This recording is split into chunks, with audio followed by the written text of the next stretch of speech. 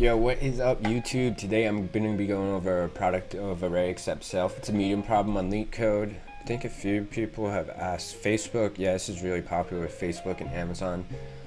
This one's good to know. It's like once you see the solution, you're like, wow, why didn't I think of that? So I'm going to be going over that today. I started a Slack channel. I posted the link in the description where I post daily problems. Lastly, subscribe to my channel if you haven't already, and I'll see you soon. Alright, product of array except self. Given array nums of n integers where n is greater than 1, return an array output such that output I is equal to the product of all the elements of nums except nums of I. So basically what they're trying to say is if you take this input, the output array should be equal to all the elements except for this one. So for the 0th index, we're returning 2 times 3 times 4 is 24. For the first index 2, we're going to return 1 times 3 times 4, which is 12, and so on. So the hardest part, like I always feel like the hardest part is coming up with the logic. Without looking up the answer, it's hard. This one was hard. So basically, if you look at it, the 1 is the product of all the numbers to the right. The 2 is the product of the left and the right. So if for these two, we're going to need both right and left. We don't want to just brute force it. It's not very clever. But if we store the left and right products in different arrays, then we can just multiply the left and right numbers to get this number. So let's do exactly that. So to the left, the product of the numbers to the left of 1 is it's going to be 1. So let's write that in. And the products of the numbers to the left of 2 is just 1 as well. We're just multiplying 1. And then we have 3 is 2. And 4 is 3 times 2 because we're just multiplying 3 times 2 times 1 gets you 6. And then let's do right, but let's go. We're going to go backwards because, well, we're going to the right. So, product of where the 4 is to the right of the 4 is just 1. We don't want to put 0 because then it would make 0, so let's not do that. And to 3, it's just 4. And for the first index, it's 3 times 4, 12. And for the 0th index, it's 2 times 3 times 4, which is 24. Now, if you guys look, 1 times 24 is 24, which is what our output's supposed to be. 1 times 12 is 12, and so on. So we have the answers. We just need to write this in code now. So let's do exactly that. So we have int length equals nums dot length. And let's create our arrays. So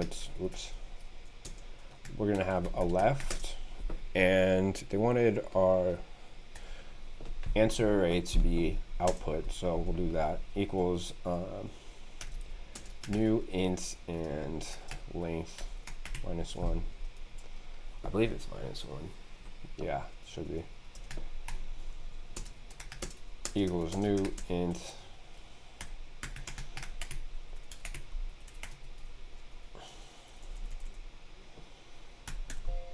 and then let's have our output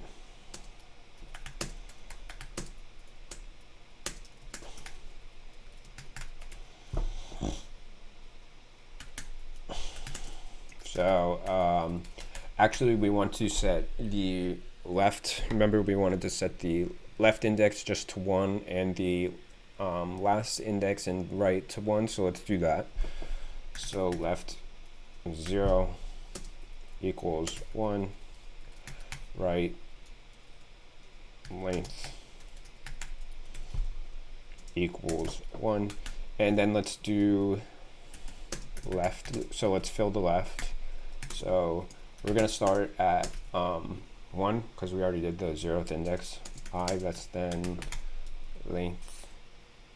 Yeah, that should work. And so now it's going to be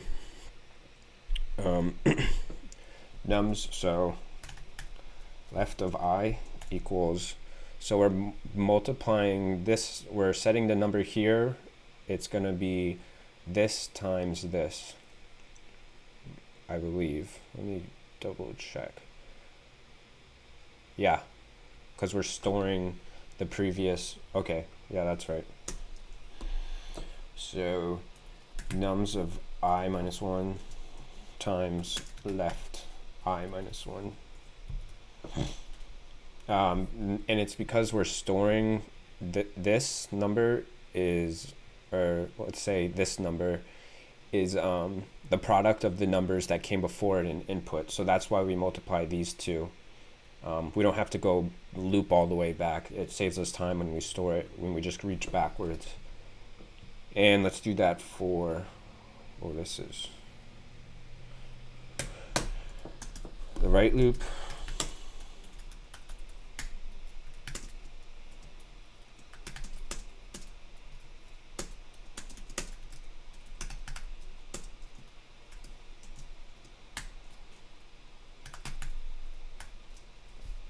And it's the same thing, so let's just replace it with J. I don't feel like this needs, actually no, it's not the same thing.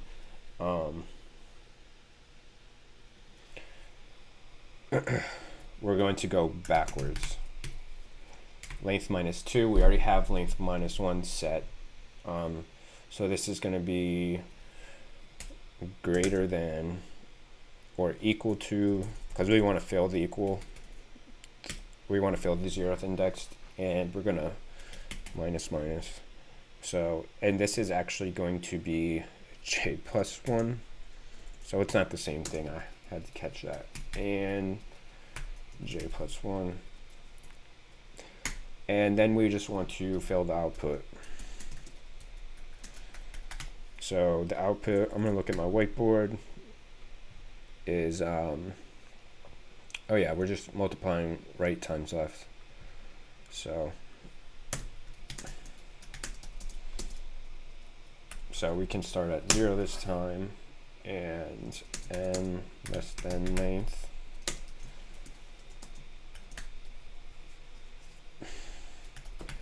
Output n equals times left n.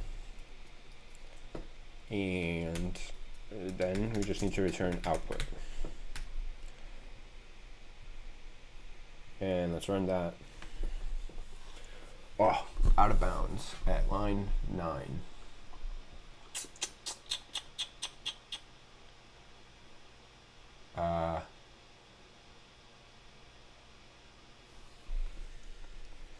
So if length equals 4, 0, 1, 2, 3, we will have 3 here. How is that out of bounds?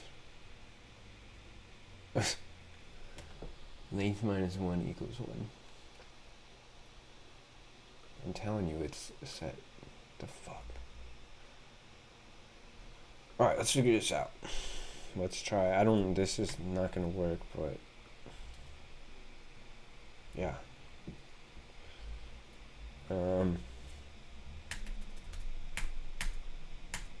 Oh, you know what? It's just supposed to be length. That's why.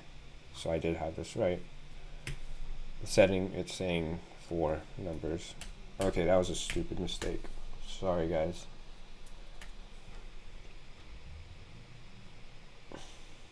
I was getting ahead of myself. I was thinking it was this one. Alright, so that works. Memory usage isn't good. We had to create 3 new arrays. Apparently you can do it without like one of them. It's just a lot more complicated. I didn't even want to bother. And it's just O of n runtime because we're just looping through 3 times. And 3n space complexity simplifies to O of n runtime. If you guys like this video, hopefully it helped. Please hit that like button. I'll see you soon.